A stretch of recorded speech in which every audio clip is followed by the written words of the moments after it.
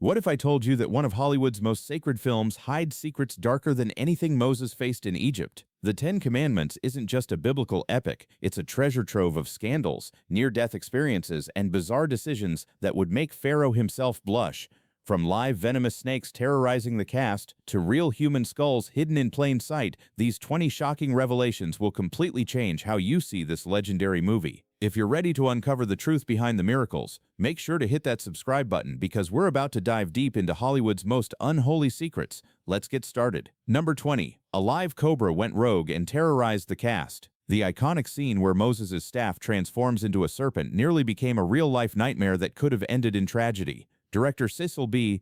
DeMille wanted absolute authenticity, so he brought in a live cobra for close-up shots during the confrontation with Pharaoh.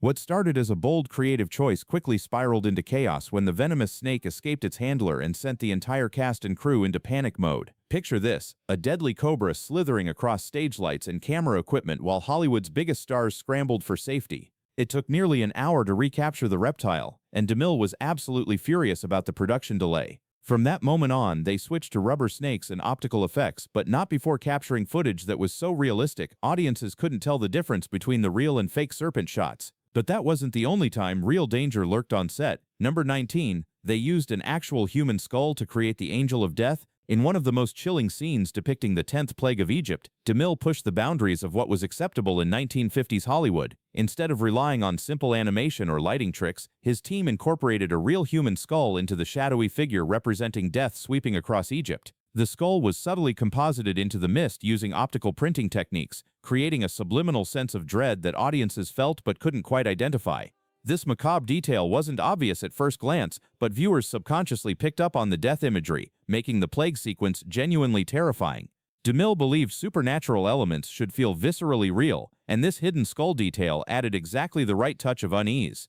It's the kind of bold creative choice that modern directors would never dare attempt, but it helps cement the Ten Commandments as a film that didn't shy away from showing divine wrath in all its horrifying glory. And speaking of divine presence, you won't believe who actually voiced God himself. Number 18, Charlton Heston, secretly voiced God. Here's a mind-bending revelation that went unnoticed by millions of viewers. Charlton Heston didn't just play Moses, he also gave voice to God himself.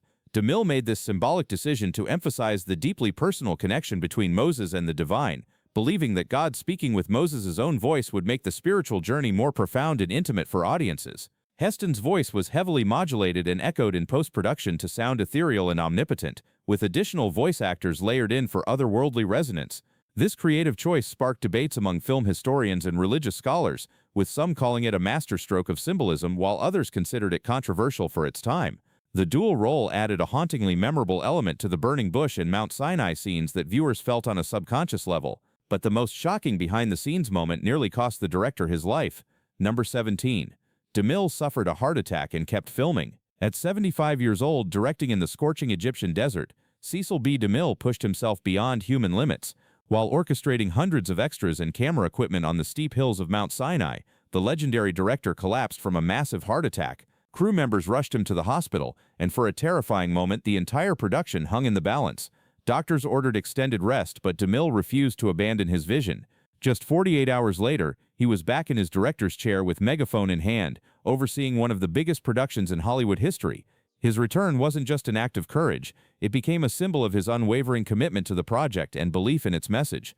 This incident became legendary in Hollywood and only added to DeMille's reputation as a tireless pioneer who would literally risk his life for his art. The personal touches didn't stop there. Wait until you hear about the surprising casting choice for baby Moses.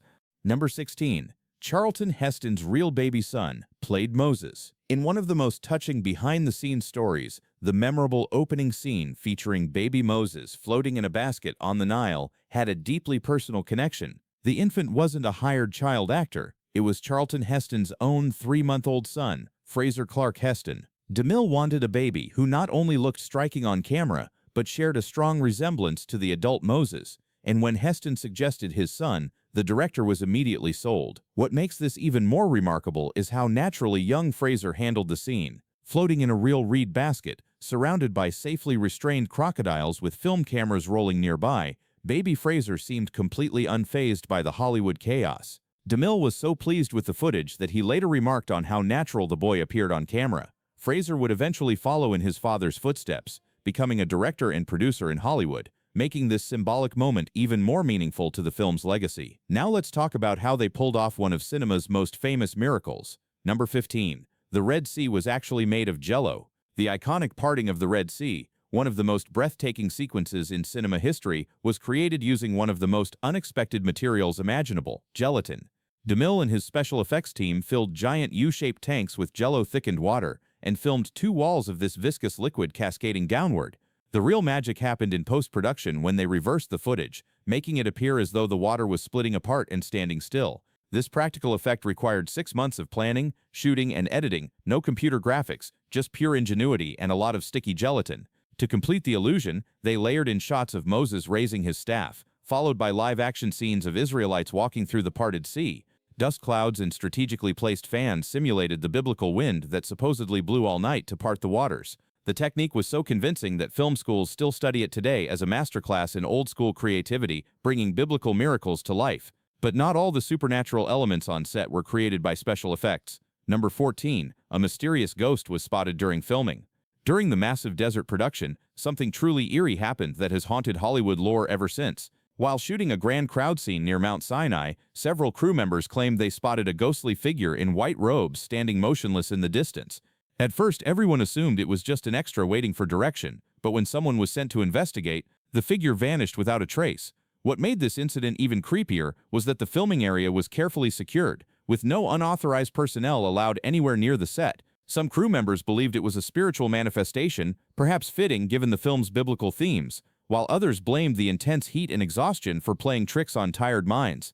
The rumors persisted so strongly that the crew nicknamed the apparition the Watcher in the Dunes. DeMille, ever the showman, was reportedly unfazed. If anything, the ghost story only added to his epic film's mystique. Speaking of publicity, DeMille's marketing strategy was absolutely unprecedented. Number 13. They installed 150 granite monuments across America. Long before viral marketing existed, DeMille orchestrated one of the most ambitious publicity campaigns in Hollywood history. Paramount Pictures placed 150 massive granite tablets engraved with the 10 Commandments across the United States. Not props, but permanent 6-foot-tall stone monuments installed in public parks, courthouses, and church grounds. This wasn't just marketing, it was a cultural phenomenon that literally carved the film's legacy into the American landscape. The campaign was launched in collaboration with the Fraternal Order of Eagles, a civic organization already promoting the 10 Commandments for youth character building. DeMille saw perfect synergy between their mission and his film, positioning the movie as a moral, almost religious event rather than mere entertainment. Many of these tablets still stand today, though some have become centers of legal battles over church and state separation. They remain tangible reminders of how a single film left its mark, not just in theaters, but permanently on American towns and cities. The chaos behind the cameras was just as dramatic as anything on screen. Number 12. Real animals caused complete mayhem. The Exodus sequence, where thousands of Israelites flee Egypt with their livestock, featured real animals instead of props, a decision that turned the set into absolute chaos. Camels refused to walk in formation, donkeys brayed constantly and ruined audio takes, goats broke loose, and sheep wandered everywhere while completely ignoring their handlers. Several animals even invaded other active sets, disrupting entirely unrelated scenes and causing production nightmares. At one point, a particularly stubborn mule lay down mid-scene and refused to budge for hours, forcing the entire production to halt. Actors and extras had to coexist with these unpredictable creatures in scorching desert temperatures while wearing heavy period costumes. Multiple extras reportedly tripped or fell trying to maneuver around the animals during takes, while animal wranglers worked overtime trying to maintain some semblance of control. Despite the headaches and constant rescheduling, DeMille believed these real animals made the film feel alive and grounded in reality, and watching the final cut today, you can't deny it worked. But the biggest creative liberties had nothing to do with animals. Number 11. Biblical accuracy was completely sacrificed for Hollywood drama. While the 10 Commandments is praised for its religious themes, the movie took massive creative liberties with biblical text that would shock modern audiences. DeMille wanted to captivate viewers, which meant adding layers of romantic drama, political intrigue, and character development that simply don't exist in the Bible. The entire love triangle between Moses, Nefertiti, and Ramesses was completely fabricated by screenwriters to add emotional tension. The Bible doesn't mention Nefertiti at all, nor any personal rivalry between Moses and Pharaoh over a woman. DeMille also expanded minor biblical characters or created composite ones for dramatic effect. The character Dothan, played by Edward G. Robinson as a conniving traitor, has a far less prominent role in Scripture. Even the famous Red Sea parting, while rooted in biblical text, was exaggerated and dramatized far beyond the modest scale described in Exodus. These weren't accidental changes. DeMille believed in using drama to teach moral lessons, often blurring the line between scripture and storytelling to create a more powerful cinematic experience. The film's visual choices were equally controversial. Number 10. Anne Baxter's Egyptian makeup sparked heated controversy. Anne Baxter's portrayal of Nefertiti featured elaborate makeup with bold eyeliner, shimmering eyeshadow, and vibrant lipstick inspired by ancient Egyptian art but pushed to cinematic extremes. Critics felt the look was too stylized, too modern, even too Hollywood glamorous for a biblical epic, while religious groups argued the character's sultry appearance undermined the film's spiritual tone. The controversy highlighted how DeMille used visual storytelling to elevate characters. Nefertiti wasn't just a love interest, but a symbol of temptation and luxury. Despite the backlash, Baxter's iconic look inspired fashion trends and Halloween costumes for decades, helping define the film's visual identity. The dangerous action sequences were equally memorable. Number 9. Chariot scenes caused real injuries and broken bones. The elaborate chariot sequences weren't just thrilling, they were genuinely dangerous. Multiple stuntmen were injured during filming, with one breaking several ribs when a chariot overturned during a tight corner. Limited safety protocols and DeMille's insistence on realism created chaotic shoots where horses bolted, wheels splintered, and sand flew wildly as high-speed cameras captured the raw action. These scenes brought visceral energy that made ancient Egypt feel alive and perilous, but at a significant cost to performer safety. Number 8. Heston was cast because he looked like Michelangelo's Moses. DeMille selected Charlton Heston not just for his talent, but because he resembled Michelangelo's famous Moses sculpture in Rome. Obsessed with visual authenticity, DeMille studied classical artworks and found Heston naturally possessed the strong features, full beard, and intense gaze of the Renaissance masterpiece. This casting decision contributed to the film's grand epic tone and set a standard for how biblical heroes should appear on screen. Number 7. The burning bush used revolutionary optical tricks. The mystical burning bush scene relied on layering techniques with multiple exposures. Crews filmed actual flames separately and superimposed them over a prop bush using optical printers, creating the illusion of fire that consumed nothing. Colored lighting and fog machines added to the divine atmosphere while maintaining the miracle's mystery. Number 6. They built an entire functioning city in the desert. For scenes of Hebrew slaves building Pharaoh's cities, the crew constructed a complete working city in the Egyptian desert. Over 1,000 crew members and thousands of extras were housed in this self-sustaining community that included kitchens, workshops, and medical facilities, a logistical feat rarely matched in Hollywood history. Number 5. The production lasted over 2 grueling years. Creating this ambitious film required more than 2 years of backbreaking work, with principal photography starting in October 1954 and extending well into 1955. But the camera's rolling was just the beginning. Post-production and editing continued throughout 1956 before the film's grand premiere. Every single aspect, from the massive sets and intricate costumes to the groundbreaking special effects, demanded painstaking attention to detail that turned this production into an enormous logistical operation spanning 2 continents. Filming took place both in Hollywood studios and on location in Egypt's harsh Sinai Peninsula, where hundreds of workers and extras had to be flown out along with thousands of props and wardrobe pieces. Equipment often had to be custom-built or modified to survive the brutal desert climate, while the logistics of feeding, housing, and coordinating this international cast and crew essentially created a temporary city in the middle of nowhere. Some sequences, like the Red Sea parting, took months alone to plan and execute, with DeMille's perfectionism pushing everyone to their absolute limits to ensure the final product matched his epic vision. But even more shocking was the age of the man orchestrating this massive undertaking. Number 4. DeMille was 75 and the industry's oldest active director. At 75 years old, Cecil B. DeMille was not only the oldest active director in Hollywood, but arguably the most demanding perfectionist in the industry when he took on what would become his most ambitious and exhausting project. While filmmakers half his age would be considering retirement, DeMille was climbing steep desert hills in scorching Egyptian sun, directing thousands of extras with his legendary megaphone, and personally reviewing every single shot with an obsessive attention to detail that left cast and crew both in awe and exhausted. DeMille wasn't just some old-timer coasting on past success, he maintained an iron grip on every aspect of production, refusing to delegate even minor decisions. His reputation for standing in blistering heat for hours while orchestrating massive crowd scenes became the stuff of Hollywood legend.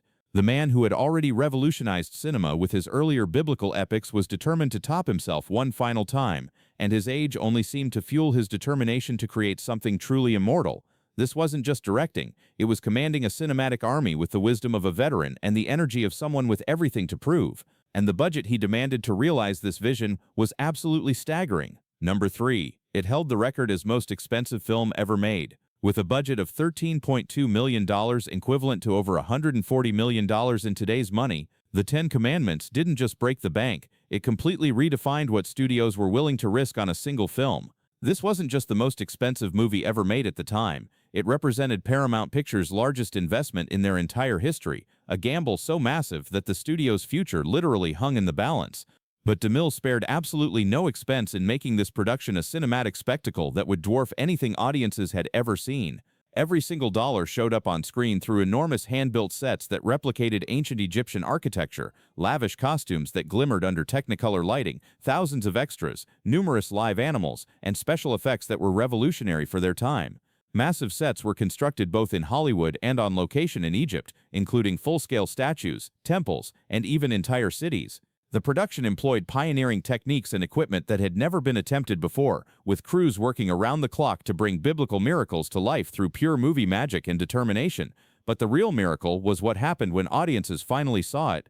Number 2. It became a box office phenomenon that dominated for decades. When The Ten Commandments hit theaters in 1956, it didn't just succeed, it became a cultural phenomenon that proved big risks could yield absolutely massive rewards. The film earned over $65 million in domestic ticket sales alone, a staggering figure that would equal more than $700 million today when adjusted for inflation, placing it among the highest-grossing films in cinema history. But those numbers only tell part of the story of its incredible success. Audiences across America were drawn to theaters like pilgrims to a holy site, with lines stretching around city blocks and theaters selling out for weeks at a time. Released strategically close to Easter, its biblical themes resonated with religious audiences, while its dazzling spectacle attracted casual moviegoers who had never seen anything like it. The film was so popular that Paramount continued re-releasing it theatrically for decades, racking up even more revenue and introducing new generations to its epic scope. DeMille himself appeared in a prologue that lent gravity and reverence to the experience, making this feel less like entertainment and more like a spiritual event that demanded to be witnessed on the big screen. And that cultural impact reveals the most important truth of all. Number 1. It changed Hollywood forever and created the modern blockbuster. The Ten Commandments didn't just break records and make money, it fundamentally transformed what cinema could achieve and literally invented the template for every modern blockbuster that followed. This wasn't merely a movie, it was a cultural earthquake that proved audiences were hungry for grand spectacle, epic storytelling, and experiences that could only be found in theaters. Long before the term blockbuster even existed, DeMille created the ultimate cinematic event that showed Hollywood exactly how much audiences were willing to invest emotionally and financially in truly ambitious filmmaking. The film's success opened floodgates for epic productions and established the blueprint that directors from Steven Spielberg to James Cameron would follow decades later. Spare no expense, push technological boundaries, create unforgettable spectacle, and give audiences an experience they absolutely cannot get anywhere else. Every summer blockbuster, every franchise tentpole, every movie that promises to be an event owes its DNA to what DeMille accomplished in 1956. The Ten Commandments proved that moviegoers didn't just want entertainment, they craved transcendence. They wanted to be part of something larger than themselves, and they were willing to line up around the block and pay premium prices for that privilege. It established cinema as America's most powerful cultural export and showed the world that Hollywood could create modern miracles that rivaled anything found in ancient scriptures.